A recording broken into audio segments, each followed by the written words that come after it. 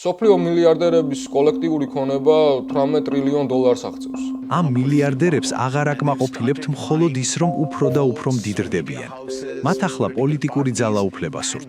2026 წლის დაოსი არის ნიღბის ჩამოგლეჯის აქტი. ჩვენ ვხედავთ კაპიტალიზმის გადასვლას მის საბოლოო კანიბალისტურ ფაზაში. ჩვენ გვინდა ყინულის ერთი ნაჭერი მსოფლიოს დასაცავად და ისინი მას არ გვაძლევენ. სინამდვილეში ეს არის კლასიკური იმპერიული სტრატეგია. ჩვენ ყველამ ვიცოდით, რომ ეს ზღაპარი წესებზე დაფუძნებულ მსოფლიო წესრიგზე ნახევრად ტყუილი იყო.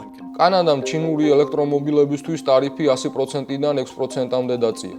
ჩვენ ჩვენი მოკავშირე გადავაქციეთ ძალად, რომელიც ჩინურ კომპანიებს ფულს აშოვნინებს.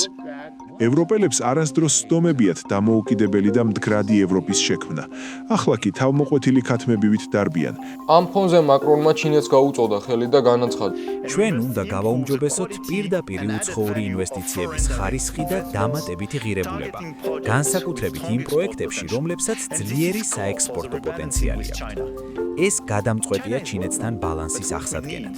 ვოლოდიმირ ზელენსკის გამოსვლა დაოში იყო ალბათ ყველაზე მწარე და გულწრფელი შეხსენება ევროპული პოლიტიკური კლასის პარალიზებისა.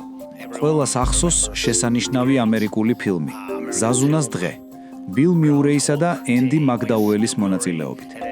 დიახ, მაგრამ არავის მოუნდებოდა ასე ცხოვრება.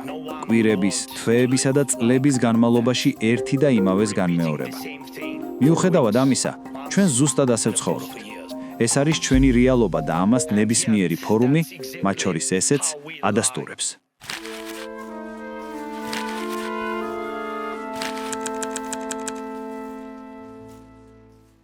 გამარჯობა. ეს არის ყოველკვირეული მიმოხილვა რა ხდება მსოფლიოში. როგორც წინა ეპიზოდებში, დღესაც იმპერიების ბარბაროსობასა და ჩაგრული ხალხის თავისუფლებისთვის ბრძოლის შესახებ მოგიყვებით.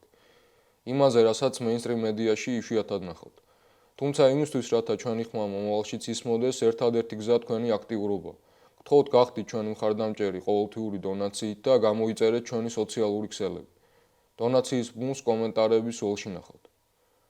დღეს ჩვენი ეპიზოდი სრულად დაეთმობა იმ ფუნდამენტურ ძროებს, რომლებიც შვეიცარიის ალპებში, დაოსის ეკონომიკურ ფორუმზე პირდაპირ ეთერში გაიშალა.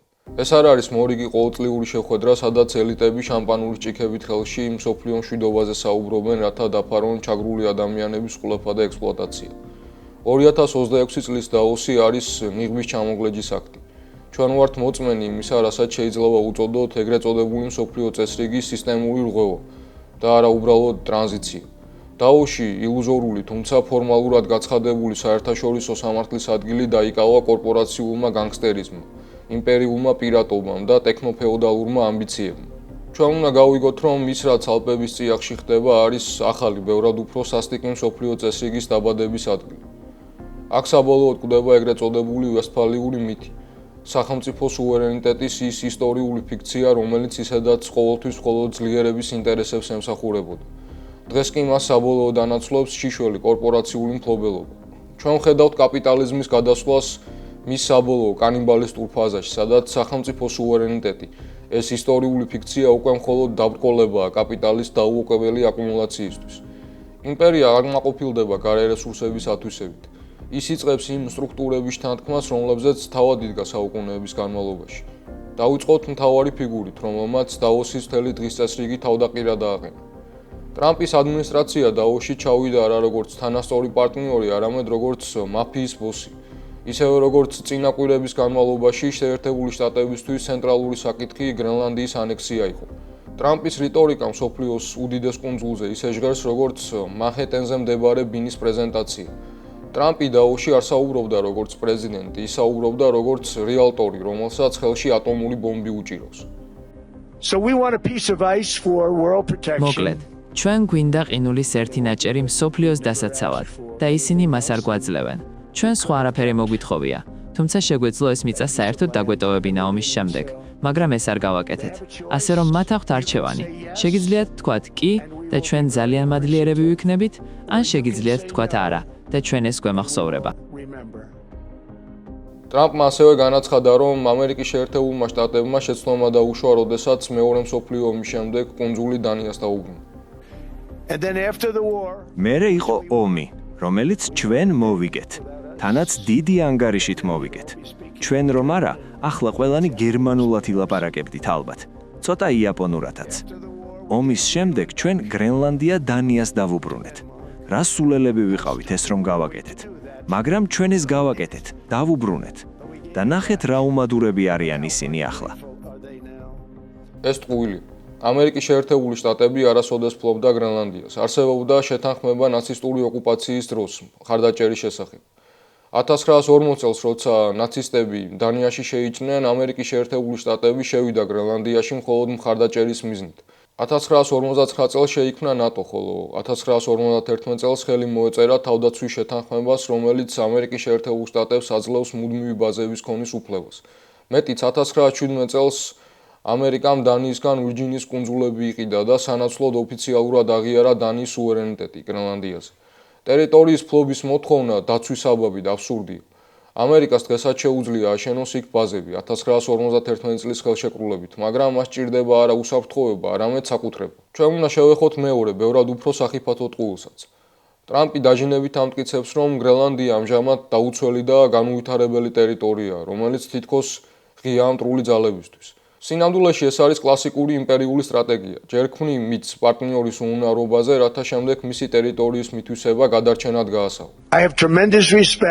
მე უდიდეს პატივს ვცემ როგორც გრინლანდიელ, ისე დანიელ ხალხს. უდიდეს პატივს, მაგრამ ნატოს ყველა მოკავშირეს აქვს ვალდებულება, რომ საკუთარი ტერიტორიის დაცვა შეეძლოს.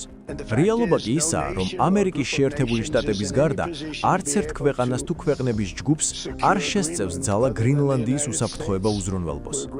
ჩვენ დიდი სახელმწიფო ვართ, იმაზე ბევრად დიდი ვიდრე ხალხს საერთოდ წარმოუდგენია. ვფიქრობ, მათ ეს 2 კვირის წინ ვენესუელაშიც დაინახეს.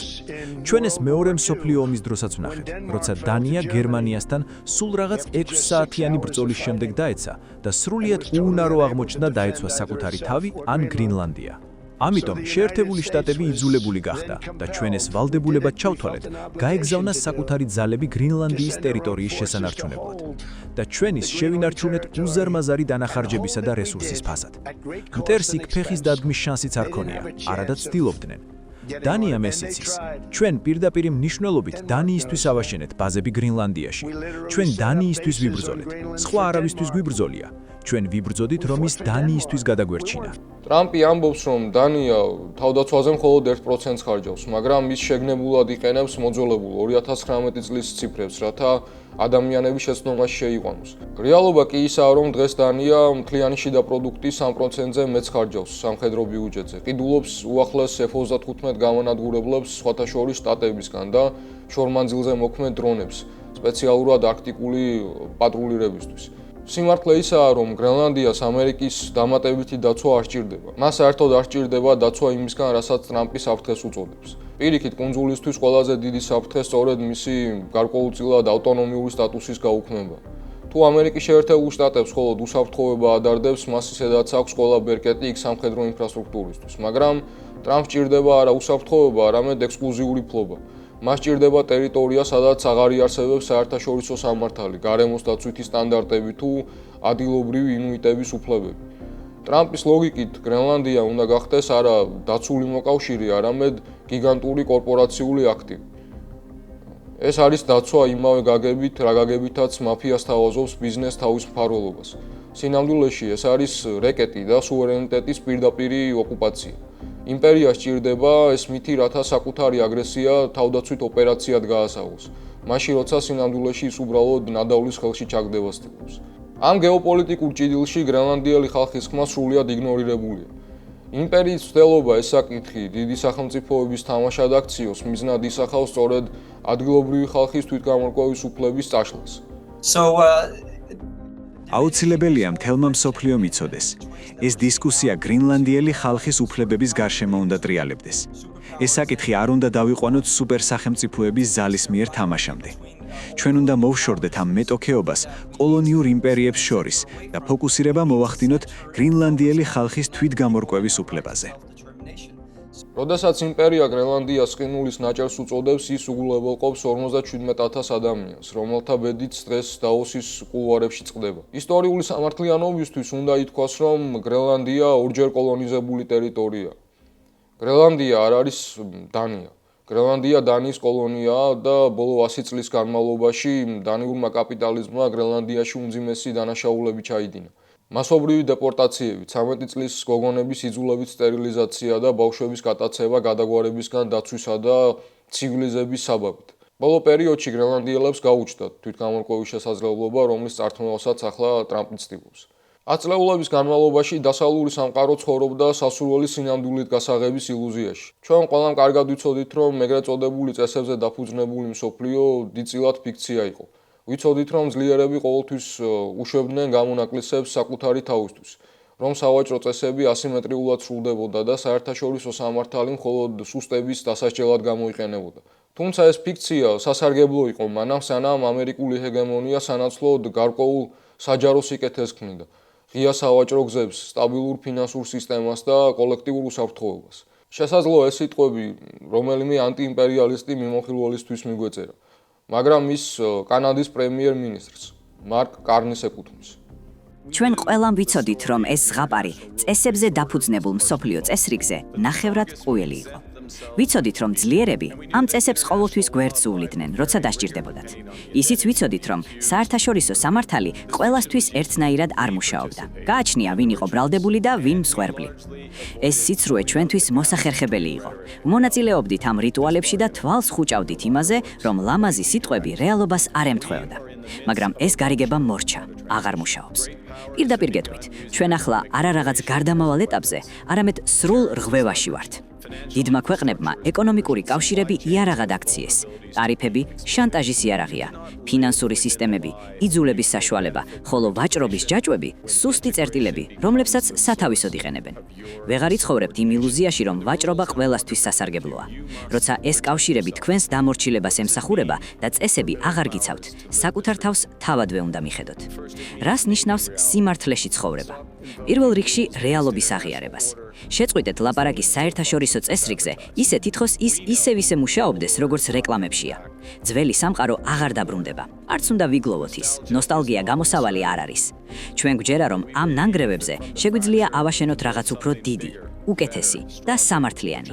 სწორედ ეს არის ჩვენი საშუალო ქვეყნების საქმე. ის რაც მარკ კარნიმ განაცხადა ფინანსური სისტემების იარაღად გამოყენებაზე, სიტყვასიტყვით დაადასტურა ამერიკის შეერთებული შტატების ფინანსთა მინისტრმა სკოტ ბესენტმა. მან დაოსის სცენიდან სიამაყით ისაუბრა ირანის ეკონომიკის განადგურებაზე, როგორც დიდ მიღწევაზე. ბესენტისთვის ირანის ვალუტის კოლაფსი, დოლარის დეფიციტი და ადამიანების შიმშილი პოზიტიური მოვლენაა. ეს არის ეკონომიკური ტერორიზმი, რომელიც დღეს ამერიკის შეერთებულ შტატებს ოფიციალურ პოლიტიკად აქვს ქცეული. ბესენტი ამბობს, არანაირი გასროლა, მხოლოდ ეკონომიკური ხელოვნება. პრეზიდენტმა ტრამპმა ფინანსთა სამინისტროს და ჩვენს შესაბამის განყოფილებებს დაავალა, რომ ირანზე მაქსიმალური ზეწოლა განეხორციელებინათ და ამან იმუშავა, რადგან დეკემბერში მათი ეკონომიკა ჩამოიქცა. ჩვენ ვნახეთ, როგორ გაკოტრდა ერთ-ერთი უმსხვილესი ბანკი. ცენტრალურმა ბანკმა ფულის ბეჭდვა დაიწყო. ქვეყანაში დოლარის დეფიციტია. ისინი ვეღარ ახერხებენ პროდუქტების იმპორტს. სწორედ ამიტომ გამოვიდა ხალხი ქუჩაში. ასე რომ, ეს არის ეკონომიკური ხელოვნება. არანაირი გასროლა. ყველაფერი ძალიან პოზიტიური მიმართულებით ვითარდება. მაგრამ ჩვენ უნდა გვესმოდეს რა იმალება ამ ხელოვნების მიღმა. რეალობა ისაა, რომ ამ პოლიტიკამ ირანში ჰუმანიტარული კატასტროფა გამოიწვია, რასაც ათასობით ადამიანი შეეწირა. თავის მხრივ თეირანი ამ ეკონომიკურ ომს მიმართავს საკუთარი ხალხის წინააღმდეგ. სანქციებით გამოწვეულ კრიზისს ისინი შიდა რეპრესიების გასამართლებლად და რესურსების სრული მონოპოლიზაციისთვის იყენებენ. სანამ ხალხი შიმშილობს, რეჟიმი სისხლში ახშობს ყოველგვარ პროტესტს და ამტკიცებს, რომ ყოველი უკმაყოფილო მოქალაქე დასავლეთის აგენტია. ვაშინგტონის სანქციებმა და თეოკრატიული ფაშიზმის ტერორმა ერთგვარი საზარელი სიმბიოზი შექმნეს. სანამ ეს ეკონომიკური იარაღი მხოლოდ გლობალურ სამხრეთს ხვდებოდა, დასავლეთი დუმდა და ამას დემოკრატიის ხელშეწყობას არ ქნოდა. მაგრამ ახლა, როცა იმპერიამ ეს იგივე იარაღი, ტარიფები, ფინანსური ბლოკადები და შანტაჟი საკუთარი მოკავშირეებისკენ მიაბრუნა, სისტემამ შეუქცევადი რღვევა დაიწყო. აქამდე დასავლეთი მშვიდად უყურებდა ეკონომიკის ინსტრუმენტალიზაციას. სანამ ეს შორს მეორეხარისხოვანი ადამიანების წინააღმდეგ გამოიყენებოდა. მაგრამ როგორც კი ტრამპმა ეს იარაღი დიდი შვიდეული სხვა ქვეყნებისკენ მიაბრუნა, მათ მაშინვე გაახსენდათ საერთაშორისო სამართალი და ღირებულებები. ეს შემზარავი სურათი პირდაპირ კავშირშია იმ მონაცემებთან, რომლებსაც Oxfam International-ი თავის ახალ ანგარიშში წინააღმდეგობა მდიდრების მმართველობას აქვეყნებს. დააკვირდით ამ ციფრებს. მსოფლიო მილიარდერების კოლექტიური ქონება $18 ტრილიონ აღწევს. მხოლოდ გასულ წელს მათ საკუთარ აქტივებს $3 ტრილიონამდე დაამატეს. ეს არის თანხა, რომელიც საკმარისი იქნებოდა პლანეტაზე უკიდურეს სიღარიბის 26-ჯერ აღმოსაფრთხებლად. ჩვენ აღარ ვცხოვრობთ თუნდაც ფორმალურ დემოკრატიებში, ჩვენ ვცხოვრობთ ოლიგარქიაში. მილიარდერები აღარ კმაყოფილდებიან მხოლოდ სიმდიდრით, მათ სურთ სრული კონტროლი ნარატივზე. გლობალური მედიის 50% უმსხვილესი სოციალური პლატფორმების 90% და AI-ის ინიციატივების 80% სწორედ ამ ადამიანების ხელშია. ეს არის მდიდრების მმართველობა, სადაც პოლიტიკა მათი პირადი ინტერესების მომსახურე ინსტრუმენტად იქცა.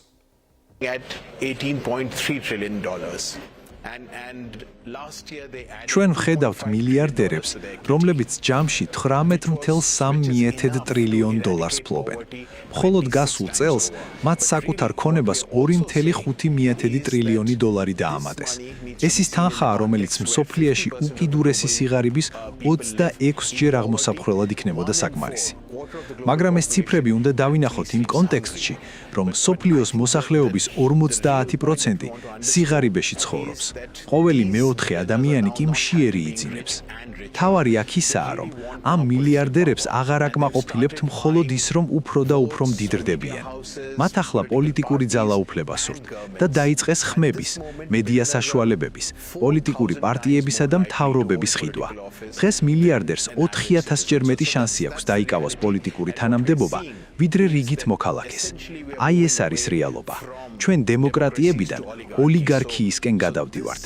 უთანასწორობის ეს კრიზისი პირდაპირ ოლიგარქიულ მმართველობამდე მიდის და ის, რასაც დღეს მსოფლიოში ვხედავთ, სწორედ ამის ანარეკლია. როდესაც მსოფლიო ელიტა დაოში პოლიკრიზისს ესაუბრობს, ისინი ცრუობენ. კლიმატური კატასტროფა, შიმშილი და უთანასწორობა არ არის დამოუკიდებელი კრიზისები. ეს არის ერთიანი ეკონომიკური სისტემის სხვადასხვა გამოვლინება. სისტემისა, რომელიც აფრიკის ქვეყნებს აიძულებს ვალების მომსახურებობაში იმაზე მეტი გადაიხადონ, ვიდრე განათლებასა და ჯანდაცვაზე ერთად აღებული. შედეგად ვიღებთ იმას, რაც გარდაულად იწვევს პოლიტიკურ რისხვას. მხოლოდ გასულ წელს 60-ზე მეტ ქვეყანაში 154 მასობრივი პროტესტი ვიხილეთ. შრი-ლანკადან ბანგლადეშამდე, ნეპალიდან მინეაპოლისამდე, ხალხი ყველგან იღვიძებს. ჩვენ უნდა შევხედოთ ამ პროცესებს გლობალური იმპერიის დაცემის ისტორიულ კონტექსტში. ამერიკული მმართველი კლასი ახლა იმყოფება კლასიკური უარყოფის ფაზაში. ციფრები ნათლად აჩვენებს, რომ დიდმა შვიდეულმა საბოლოოდ დაკარგა ეკონომიკური უპირატესობა ჩინეთისა და ბრიქსის წინაშე. ვაშინგტონი კი იქცევა როგორც განრისხებული ბავშვი, რომელიც ყველაფერს ლეწავს გარშემო, რადგან ისტორიის ჩარხს უკან ვეღარ აბრუნებს. ის მოკავშირეებს მტრებად აქცევს. ტარიფებით ურტყამს მექსიკასა და კანადას, რის საპასუხოდაც ეს ქვეყნები იძულებულნი არიან ჩინური ინვესტიციებსა და ტექნოლოგიებს გაუღონ კარი. კანადამ ჩინური ელექტრომობილებისთვის ტარიფი 100%-დან 6%-მდე დაწია. ეს არის გეოპოლიტიკური სუიციდი ამერიკის შეერთებული შტატებისთვის. ამერიკელი მომხმარებლები მალე კანადის საზღვარს გადაკვეთენ, რათა იყიდონ ხარისხიანი ჩინური მანქანა, რადგან საკუთარ ქვეყანაში ამის უფლებას აღარ აძლევენ. სანამ ამერიკის შეერთებული შტატები ისტორიულად იცავს თავის მოძველებულ წარმოებასთან ავტომობილის ეკონომიკას, მსოფლიო ეგრეთ წოდებულ მწვანე ტექნოლოგიებზე გადადის და ვაშინგტონი სულ უფრო იზოლირებული ხდება საკუთარ ამბიციებში.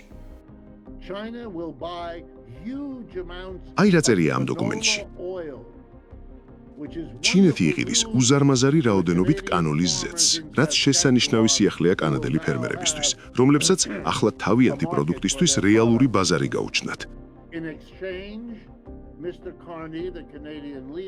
სანაცვლოდ კი მისტერ კარნი ტარიფები დაწია. მანამდე კანადა მიყვებოდა ამერიკის შეერთებული შტატების ხაზს და ჩინურ ელექტრომობილებზე 100%-იანი ტარიფი ჰქონდა დაწესებული, რომელიც აშშ-ს დღემდე ძალაში აქვს. მაგრამ კანადამ ეს ტარიფი დაწია. 1 თებერვლიდან ის 100%-დან სულ რაღაც 6.1%-მდე დაიწევს. და იცით რა მოხდება? თქვენ მალე ნახავთ BYD-ს და სხვა ჩინურ ელექტრომობილებს კანადის გზებზე. ამერიკელები თავად გადაკვეთენ კანადის საზღვარს ამ მანქანების საყიდვლად. ჩვენ ჩვენი მოკავშირე გადავაქციეთ ძალად, რომელიც ჩინურ კომპანიებს ფულს აშოვნინებს. მაშინ, როცა მსოფლიო ელექტრომობილებზე გადადის, ამერიკა კი ჯიუტად ეჭიდება ნამარხ საწვავზე მომუშავე მანქანებს, ამერიკული საქონლის ბაზარი შემცირდება, ელექტრომობილების ბაზარი კი ზრდას გააგრძელებს. დავოსის მეორე, ბევრად უფრო ღრმაშრი არის კაპიტალის მცდელობა საბოლოოდ მოახდინოს არამხოლოდ მიწის, არამედ თავად ადამიანური ცნობიერების პრივატიზაცია. ილონ მასკის გამოჩენა ამ სცენაზე არ ყოფილა შემთხვევითი.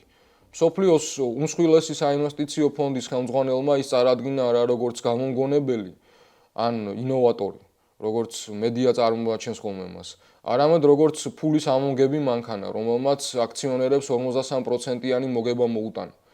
ეს არის დავოსის ნამდვილი ენა. ადამიანი აღარ არის პოლისის მოქალაქე, ის მხოლოდ კაპიტალის გამრავლების წყაროა. მასკის წინასწარმეტყველება, რომ რობოტები ადამიანზე მეტი იქნება, სინამდვილეში აანონსებს სისტემას, სადაც კაპიტალი საბოლოოდ თავისუფლდება ადამიანისგან.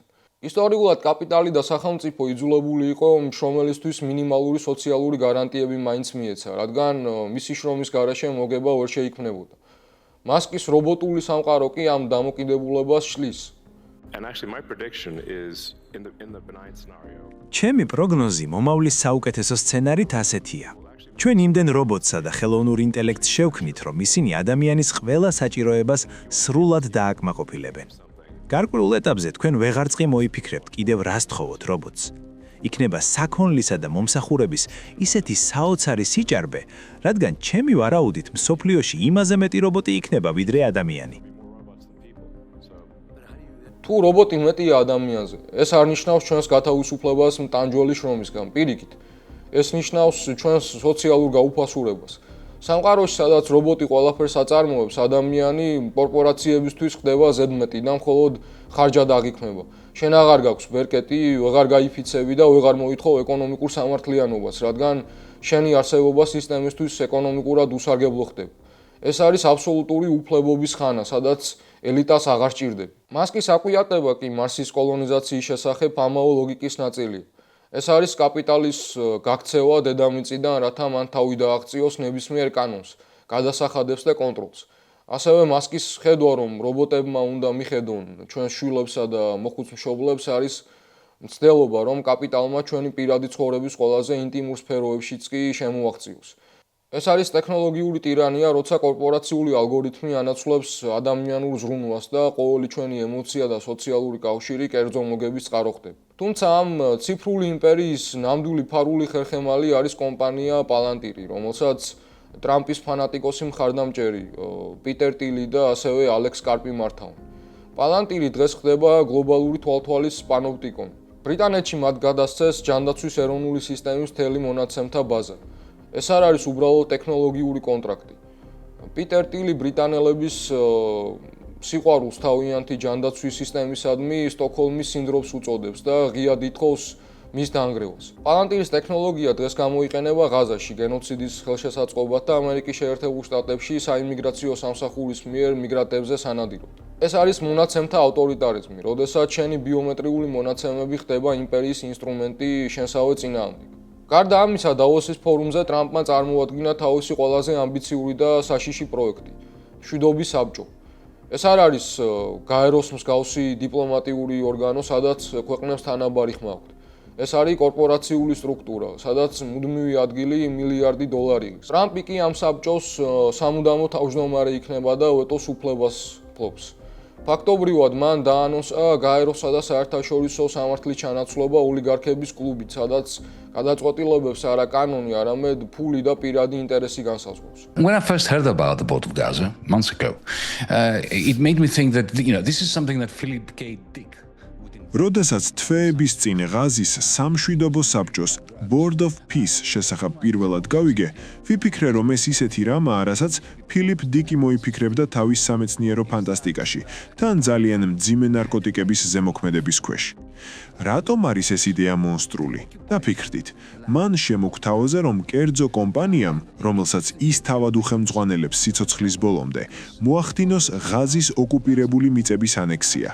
საინტერესოა, რომ ევროპელები ამას დაეთანხმნენ, რადგან ეგონათ, რომ საქმე მხოლოდ ღაზას იხებოდა, მაგრამ ისინი შეცდნენ, ეს ბევრად უფრო დიდ რამეს ემსახურებოდა.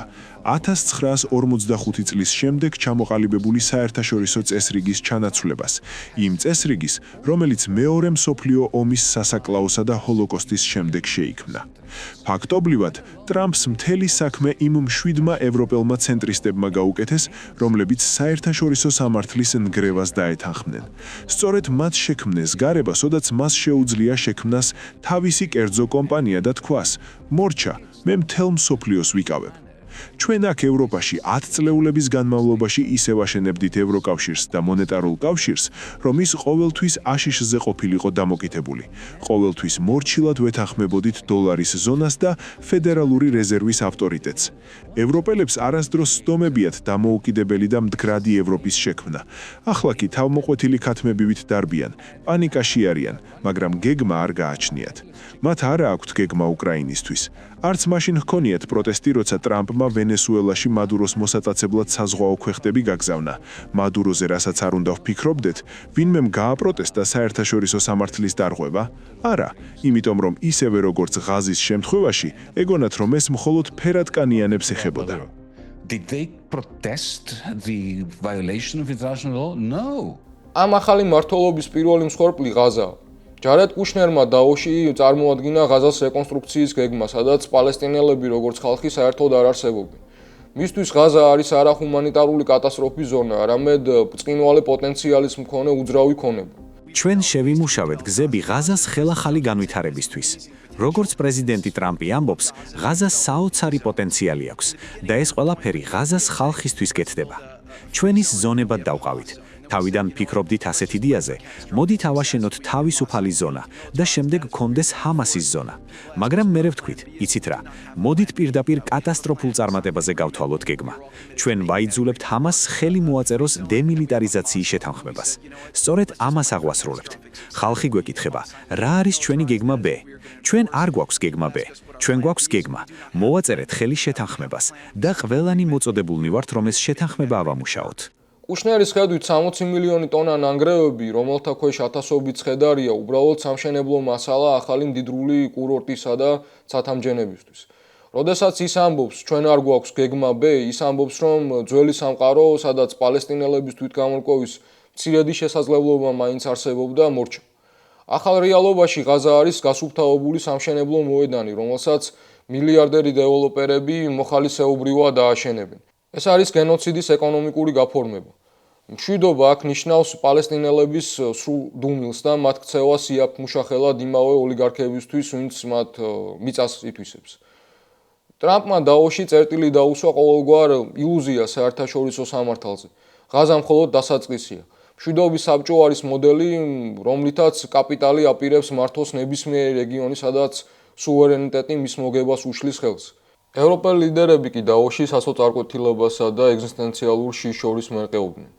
მაკრონი, რომელიც ფორუმზე ტოპგანის სტილის სათვალეებით გამოჩნდა, ღიად საუბრობდა ვასალიზაციის საფრთხეზე. ჩვენ ნამდვილად გვჯერა, რომ მეტი ზრდა და სტაბილურობა გვჭირდება ამ სამხაროში. მაგრამ ჩვენ ატივისცემას ვამჯობინებთ დაშინების პოლიტიკას. ჩვენ მეცნიერებას ვამჯობინებთ შარლატანობას.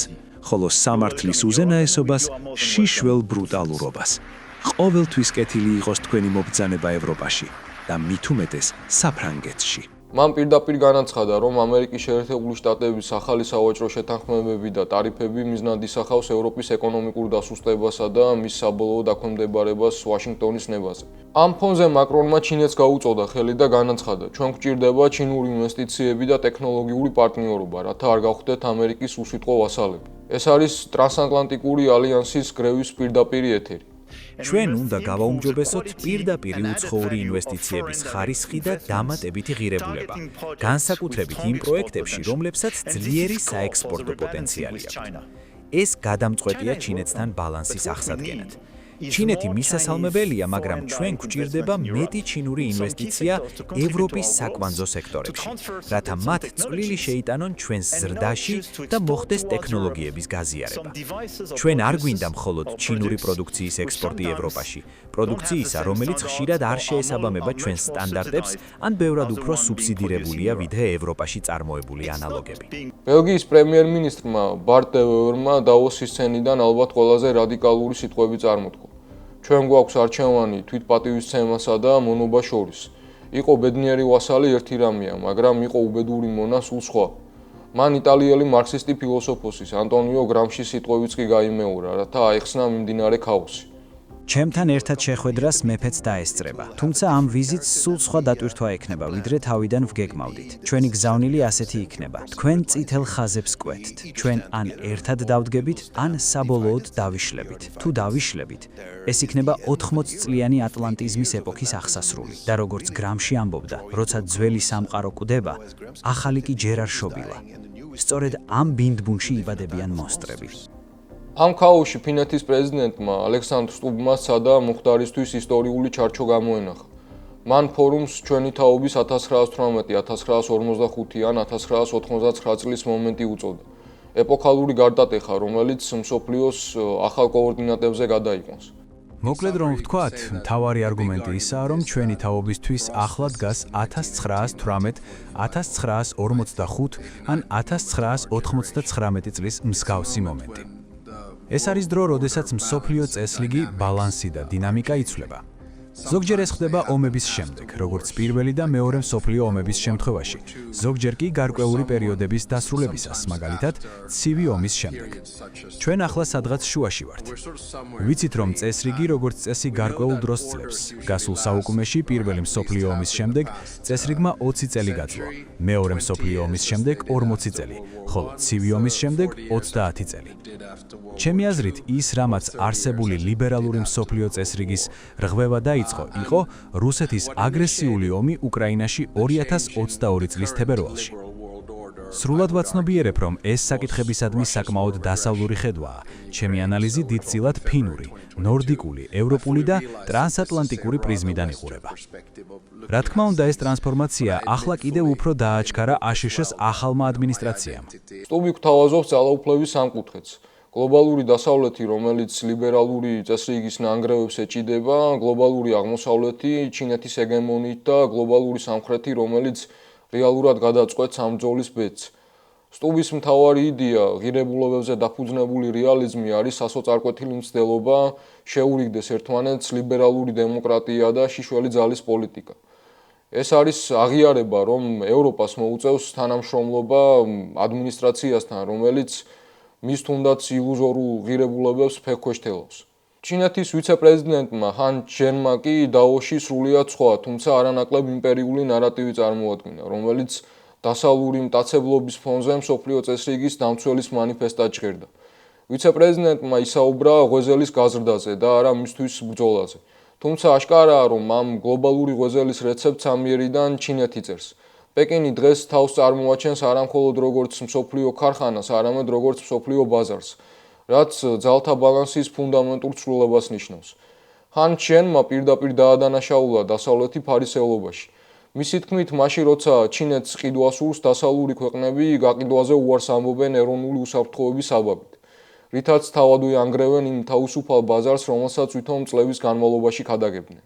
ეს არის მულტიპოლარულობის ჩინური მოდელი, სადაც განვითარება არ უნდა იყოს ნულოვანი ჯამის თამაში. თუმცა ამ მოდელის მიღმა იკითხება ეკოლოგიური და ინფრასტრუქტურული იმპერიალიზმი. ჩინეთმა დაოში წარმოადგინა მსოფლიოში უდიდესი განახლებადი ენერგიის სისტემა და მზადყოფნა, რომ ეს შესაძლებლობა სხვებსაც გაუზიაროს. რეალურად ეს არის ტრამპის ნავთობ იმპერიალიზმისა და მასკის კოსმოსური გაქცევის პირდაპირ ეკონომიკური ალტერნატივა. ჩინეთი არ გარბის პლანეტიდან, ის აშენებს სისტემას, სადაც მომავლის პლატფორმები და ტექნოლოგიები ჩინურ სტანდარტებზე იქნება აგებული. ეს არის ჯუნგლების კანონის წინააღმდეგ მიმართული რიტორიკა, რომელიც მიზნად ისახავს გლობალური სამხრეთის ქვეყნების მობილიზებას პეკინის გარშემო. ჩინეთი ღიად აცხადებს, რომ ის არის გლობალური სამხრეთის ქვეყნების წარმომადგენელი. ის ითხოვს საერთაშორისო ინსტიტუტების რეფორმირებას, რათა დასრულდეს ქვეყნების მცირე ჯგუფის პრივილეგიები. ეს არის იმპერიალიზმის უფრო დახვეწილი ფორმა. ჩინეთი არ ანგრევს სისტემას, ის ცდილობს მის მართვას საკუთარი წესებით. ამასთანავე ის თავს ასაღებს განვითარებადი სამყაროს ერთ-ერთ ლეგიტიმურ დამცველად ამერიკული ბულინგის წინააღმდეგ. მრავალმხრივი სავაჭრო სისტემა დღეს ბოლო წლების ყველაზე სერიოზული გამოწვევის წინაშე დგას. ცალკეული ქვეყნების ცალმხრივი ქმედებები და სავაჭრო გარიგებები აშკარად არღვევს მსოფლიოს სავაჭრო ორგანიზაციის ფუნდამენტურ პრინციპებსა და წესებს, რაც მძიმე დარტყმას აყენებს გლობალურ ეკონომიკურ და სავაჭრო წესრიგს. როგორც პრეზიდენტმა სი ძინპინმა აღნიშნა, ამ რთულ დროს ჩვენ უნდა დავრჩეთ მშვიდობიანი თანაარსებობის ერთგულნი და განვამტკიცოთ ნდობა მრავალმხრივი თანამშრომლობის მიმართ. ეს არის საერთაშორისო წესრიგის სტაბილურობის, კაცობრიობის განვითარებისა და პროგრესის ერთადერთი სწორი გზა. წესები ყველასთვის თანაბრად უნდა მოქმედებდეს. ქვეყნების მცირე ჯგუფი არ უნდა სარგებლობდეს პრივილეგიებით საკუთარ ძალაზე დაყრდნობით. მსოფლიო არ უნდა დაუბრუნდეს ჯუნგლების კანონს, სადაც ძლიერი ჩაგრავს სუსტს. ჩვენ არ შეგვიძლია ვისაუბროთ დაოსზე მილიარდერების კოსმოსურ ამბიციებსა თუ გრენლანდიის ანექსიაზე ისე რომ არ ჩავიხედოთ თავად იმპერიის გულში, სადაც ნამდვილი სისხლიანი დრამა თამაშდება. ისტორიული კანონზომიერება სასტიკია. კაპიტალიზმი შობს კოლონიალიზმს, რადგან მას გაფართოების დაუძლეველი მოთხოვნილება აქვს. მე-18 და მე-19 საუკუნეებში ბრიტანეთი დომინირებდა მსოფლიოზე, მაგრამ როგორც კი მის ჰეგემონია საფრთხე დაემუქრა, სისტემა მსოფლიო ომებში გადაეშვა. დღეს ჩვენ ხედავთ იგივე სურათს, ოღონდ ამჟამად ამერიკული იმპერიაა მთავარ როლში. ის გადადის ღია პირატულ კოლონიალიზმზე გარეთ და ტოტალურ ტერორზე შიგნით. იმპერია იწყებს საკუთარი თავის და რაც ყველაზე საშინელია საკუთარი ხალხის ჭამას. ამ შიდა ომის მთავარი ინსტრუმენტი გახდა საიმიგრაციო და საბაჟო პოლიცია, რომელიც დღეს ვაშინგტონის ადმინისტრაციის პირად არმიად გარდაიქმნა. ისტორიული პარალელი ნაცისტური გერმანიის SS-თან და გესტაპოსთან აღარ არის მეტაფორა. ეს არის ფუნქციური იდენტობა. სტრუქტურები, რომლებიც თავიდან უსაფრთხოების საბაბით შეიქმნა, დღეს საკუთარი მოქალაქეების დაშინების მანქანად იქცა. მიგრანტების დევნა, 5 წლის ბავშვების ატყუარად გამოყენება, ადამიანების საცვლების ამარა ყინვაში გაყვანა. ეს ყველაფერი არ არის წესრიგის დაცვა. ეს არის კლასობრივი ბრძოლის უმძიმესი იარაღი, რომლის მიზანია საზოგადოებაში ტოტალური შიშის დათესვა და რესურსების გიგანტური გადაკაჩვა სოციალური პროგრამებიდან მილიტარიზაციაზე. ადმინისტრაცია თავდაცვის ბიუჯეტს ასტრონომიულ 1.5 ტრილიონ დოლარამდე ზრდის. ეს ნიშნავს, რომ ყოველი ცენტი, რომელიც გადასახადების სახით ამერიკული მომხმარებლის ჯიბიდან ამოვა, ისევ ომის მანქანას მოხმარდება და არა სკოლებს თუ საავადმყოფოებს. თუმცა სწორედ ამ აგონიის დროს იბადება ნამდვილი ორგანული წინააღმდეგობა. 2026 წლის 23 იანვარი შესაძლოა იქცეს თარიღად, როდესაც ამერიკულმა მუშათა კლასმა გამოიღვიძა და თქვა კმარა. მინეაპოლისის შრომის ფედერაციამ, რომელიც 80,000-ზე მეტ მუშას აერთიანებს, საყოველთაო გაფიცვა გამოაცხადა. მათი სლოგანი არა მუშაობას, არა სკოლას, არა შოპინგს არის სისტემის სრული პარალიზების მცდელობა. მას შემდეგ, რაც კვირების განმავლობაში ცხოვრობდით ICE-ის აგენტების მიერ Twin Cities-ში გაჩაღებული ამ რასისტული ტერორის კამპანიის მძიმე ტვირთის ქვეშ, კამპანიისა, რომელმაც დაანგრია ოჯახები, აწამა და დახოცა ადამიანები, დღეს მინესოტას მუშათა კლასი ფეხზე დგება. ჩვენ უარს ვამბობთ სამუშაოზე, სკოლასა და ვაჭრობაზე. დღეს ჩვენ ვაჩვენებთ იმ ძალას, რომელსაც ყოველდღიურად ვდებთ ამ საზოგადოებაში. ამ ქვეყანაში მუშათა კლასის გარეშე არაფერი მუშაობს და დღეს ჩვენ ჩვენს ძალას ვაჩვენებთ. ეს არის ხალხის პასუხი ტრამპის მუქარაზე, რომ გამოიყენოს სამხედრო ძალა საკუთარი მოქალაქეების წინააღმდეგ. მუშათა კლასმა იცის, რომ მათი მტერი არა მეზობელი მიგრანტია, არამედ ის ოლიგარქიული ელიტა, რომელიც გრენლანდიას თუ ვენესუელას საკუთარი ბიზნეს პროექტებისთვის საჭირო რესურსების ბაზად განიხილავს. ხოლო თავად ამერიკელ მუშას ერთჯერად მასალად. ეს კლასობრივი აჯანყება ნიუ-იორკის ქუჩებში გრძელდება, სადაც 16,000-მდე ექთანი ყინვაში პიკეტირებაზე დგას. გზავნილი ერთია. ერთიანი ხალხი არასოდეს დამარცხდება. ერთიანი ხალხი არასოდეს დამარცხდება. ჩვენ ვიმედოვნებთ, რომ ეს ყველაფერი მალე გადაწყდება, მაგრამ აქ იმდენ ხანს ვიდგებით, რამდენიც საჭირო იქნება სამართლიანი კონტრაქტის მისაღებად. ეს ეხება ჯანდაცვას, ექთნების ჯანმრთელობის დაზღვევას, უსაფრთხოებასა და პაციენტების უფლებებს. მათ უამრავი დროებითი ექთანი დაიქირავეს ჯერ კიდევ მანამ, სანამ გაფიცვის შესახებ შეტყობინებას გავაგზავნიდით. ჩვენ გვაიძულეს თავადვე მოგვემზადებინა ჩვენივე შემცვლელები. ისინი სულ იმას ამბობდნენ, რომ ფული არ ყოფნით შტატის გასარსდელად, მაგრამ ახლა ნახეს ფული.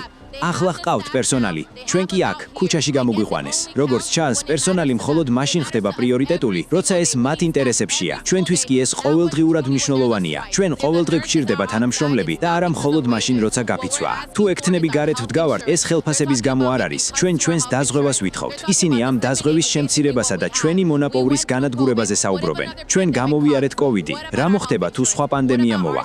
რა ბედი ეწევა ჩვენს დაზღვევას? ეს არის ნიუ-იორკის ისტორიაში ექთნების უდიდესი გაფიცვა და ის საუკეთესო დააშკარავებს კაპიტალისტურ სიხარბეს. ბერნი სენდერსმა პიკეტის ხაზიდან პირდაპირ მიმართა საავადმყოფოების მესაკუთრეებს. ნუ მეუბნებით, რომ არ გაქვთ ფული ექთნებისთვის, როცა თქვენს თავმჯდომარეს 26 მილიონ დოლარს უხდით. წარმოიდგინეთ, ნიუ-იორკ პრესბიტერიანის ხელმძღვანელი წლიურად 26 მილიონს იღებს. მონტეფიორეს თავმჯდომარე 16 მილიონს. მაშინ როცა ექთნებს ელემენტარული სამედიცინო დაზღვევა გაუქმეს. ამ გაფიცვის მიღმა შემზარავი რეალობა დგას. ექთნები ყვებიან, რომ პაციენტები წვანან დერეფნებში, სადაც მათ არ აქვთ წნომა არც სველწერტილთან და არც სიცოცხლისთვის აუცილებელ ჟანგბადის აპარატთან. მაგრამ ყველაზე შოკის მომგვრელი ისაა, რომ ექთნები ახლა კონტრაქტში ითხოვენ პუნქტს, რომელიც საავადმყოფოებში საბაჟო სამსახურის და საიმიგრაციო სამსახურის აგენტების შესვლას კრძალავს. ბრონქსში ადამიანებს ეშინიათ საავადმყოფოში მისვლის, რადგან იციან, რომ იქ შესაძლოა რეიდი მოეწყოს. იმპერია იქცევა როგორც ცოფიანი ძაღლი, რომელიც მანქანას მისდევს, მაგრამ არ იცის რა ქნას. მან გაიტაცა მადურო ვენესუელიდან, მაგრამ ახლა არ იცის რა უყოს ქვეყანას. მან მოინდომა გრენლანდიის ანექსია, მაგრამ არ იცის როგორ გაუმკლავდეს ხალხს, ვისაც მისი დანახვა არ უნდა. ეს ქაოსი ვრცელდება ახლო აღმოსავლეთზე, სადაც სირიაში ვითარება კატასტროფულია. ქურთული რეგიონი როჟავა დღეს სასიკვდილო საფრთხის წინაშეა. ტრამპის ადმინისტრაციამ ისინი უბრალოდ მიატოვა. ეს არის იმპერიული სტილი, გამოიყენო მოკავშირე ISIS-თან ბრძოლაში, შემდეგ კი ის უბრალოდ გადააგდო პირველივე სტრატეგიულ გარიგებაზე. როჟავას 100,000-იანი არმია ახლა მარტო დგას თურქული და სირიული ძალების წინაშე. ეს კიდევ ერთი დასტურია იმისა, რომ იმპერიის სიტყვას ფასი არ აქვს. არც მოკავშირეებისთვის და მით უმეტეს არც საკუთარი ხალხისთვის. ჩვენ ხედავთ, რომ დავოსის პოლიკრიზისი არის არა ბუნებრივი მოვლენა, არამედ შეგნებული პოლიტიკური არჩევანი შედეგი. სანამ მილიარდერები თავის 18 ტრილიონზე ზრუნავენ, რიგითი ამერიკელები, ექთნები და მუშები იძულებულნი არიან ქუჩაში გავიდნენ ელემენტარული უფლებებისთვის. ეს არის იმპერიის დაცემის ხანა, როდესაც ის გარეთ პირატობას ეწევა, ხოლო შიგნით საკუთარ სოციალურ ქსოვილს ანადგურებს. ჩვენი ამოცანაა დავინახოთ კავშირი ამ მოვლენებს შორის და მივხვდეთ, რომ რეალური სუვერენიტეტი და თავისუფლება იწყება არა დავოსის კულუარებში, არამედ იმ ადამიანების ერთობაში, რომლებიც უარს ამბობენ იცხოვრონ ამ გლობალურ სიცრუეში. დაუბრუნდეთ შვეიცარიას. ვოლოდიმირ ზელენსკის გამოსვლა დავოსში იყო ალბათ ყველაზე მწარე და გულწრფელი შეხსენება ევროპული პოლიტიკური კლასის პარალიზებისა. მან ფორუმს აზუნას დღე უწოდა. ადგილი, სადაც ყოველ წელს ერთი და იგივე პათეტიკური სიტყვები ისმის. რეალობა კი უცვლელია.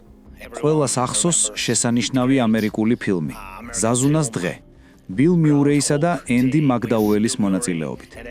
დიახ, მაგრამ არავის მოუდაბოდა ასე ცხოვრება. კვირების, თვეებისა და წლების განმავლობაში ერთი და იმავეს განმეორება. მიუხედავად ამისა, ჩვენ ზუსტად ასე ვცხოვრობთ. ეს არის ჩვენი რეალობა და ამას ნებისმიერი ფორუმი, მათ შორის ესეც, ადასტურებს. ზელენსკიმ პირდაპირ დაადანაშაულა ევროპა ფარისევლობაში და იკითხა, თუ რატომ შეუძლია ტრამპს ერთი ხელის მოსმით გააჩეროს რუსული ჩრდილოვანი ფლოტის ტანკერები, მაშინ როცა ევროპა კვლავ ატარებს პუტინის ნავთობ დოლარებს თავის სანაპიროებთან. პრეზიდენტის გზავნილი მკაფიო და უხეში იყო. სანამ თქვენ აბსტრაქტულ ღირებულებებზე საუბრობთ, პუტინს ომის რესურსი სწორედ იმ ფულით მიეწოდება, რომელსაც ევროპული ბიუროკრატია ვერ ამჩნევს. ამ ფარისევლობის ფონზე უკრაინა ყველაზე სასტიკ ზამთარს უმკლავდება, სადაც რუსული იმპერიალიზმის მიზანი უკვე აღარ არის მხოლოდ ფრონტის ხაზის გადაწევა, არამედ კიევის საცხოვრებლად უვარგის ზონად ქცევა. დღეს უკრაინაში აღარ არსებობს არც ერთი ელექტროსადგური, რომელიც რუსულ რაკეტებს არ დაუზიანებიათ. ხოლო დედაქალაქში 5600-ზე მეტი მრავალსართულიანი კორპუსი გათბობისა და წყლის გარეშეა დარჩენილი, რაც -30 გრადუსამდე დაცემულ ყინვაში ადამიანებს ეგზისტენციალური გადარჩენის რეჟიმში აყენებს.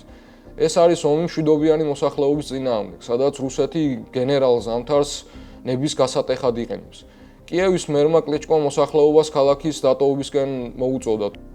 თუმცა პენსიონერებისთვის და მინიმალურ ხელფასემყოფი ადამიანებისთვის ეს მოწოდება ისევე ცინიკურად ჟღერს, როგორც ისტორიული ფრაზა: ხალხს თუ პური არ აქვს, ნამცხრევი ჭამო. უკრაინაში მდგომარეობა ზოგადად ძალიან მძიმეა, მაგრამ ამ თვის განმავლობაში კიევში სიტუაცია განსაკუთრებით კრიტიკული გახდა. 9 იანვარს რუსეთმა კიევზე მასირებული ღამის შეტევა განახორციელა, რომლის სამიზნეც ქალაქის ენერგეტიკული ინფრასტრუქტურა იყო. შედეგად, დედაქალაქში დაახლოებით 6000 საცხოვრებელი კორპუსი გათბობის გარეშე დარჩა, რასაც ელექტროენერგიისა და წყლის მასობრივი გათიშვა მოჰყვა. ეს 6000 კორპუსი ფაქტობრივად მთელი კიევის საცხოვრებელი ფონდის ნახევარია. ბოლო 2 კვირის განმავლობაში მაშველები და ხელოსნები 24 საათიან რეჟიმში მუშაობდნენ, რათა ქალაქში გათბობა, წყალი და შუქი აღედგინათ. ქალაქში მოეწყო უამრავი განძლეობის პუნქტი, resilience shelters, ადგილები, სადაც ადამიანებს შეუძლიათ მივიდნენ გასათბობად, რადგან ბევრ სახლში გათბობა ისევ არ არის. იქ მათ შეუძლიათ ტელეფონების დამუხტვაც. მთელ ქალაქში ელექტროენერგიის გეგმიური და ავარიული გათიშვებია. ადამიანები, რომლებსაც ვესაუბრე, ამბობენ, რომ ან გათბობა არ აქვთ, ან წყალი, ან დენი. ძალიან იშვიათია, რომ სამივე ეს სერვისი ერთდროულად მუშაობდეს. დაოსში ზელენსკის გამოსვლის პარალელურად ფრანგმა კომანდოსებმა ხმელთაშუა ზღვაში რუსული ჭრილოვანი ფლოტის სუპერთანკერი MV Grinch-ი დააკავეს, რომელიც კომორის კუნძულების ყალბი დროშით პუტინის ნავთობს ეზიდებოდა. ამავდროულად უკრაინული დრონები სისტემატურად უტევენ რუსეთის ეკონომიკურ გულს, ტამა ნეფტგაზის ქარხანას. ეს არის უთანასწორო, მაგრამ მაინც ორმხრივი ომი ინფრასტრუქტურაზე. სანამ რუსეთი ანგრევს უკრაინულ ენერგოსისტემას, უკრაინა პუტინის ნავთობ დოლარებს ესხმის თავს.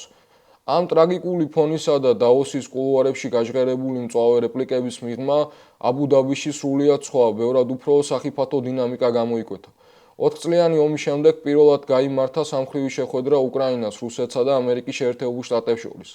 თუმცა პროცესი შორს არის სამართლიანობისგან. ტრამპის სპეციალური წარმომადგენელი სტივ უიტკოფი და მისი სიძე ჯარედ კუშნერი აბუ-დაბიში მოსკოვიდან ჩაფრიდნენ, სადაც პუტინთან მათი თქმით სასარგებლო მოლაპარაკებები გამართეს.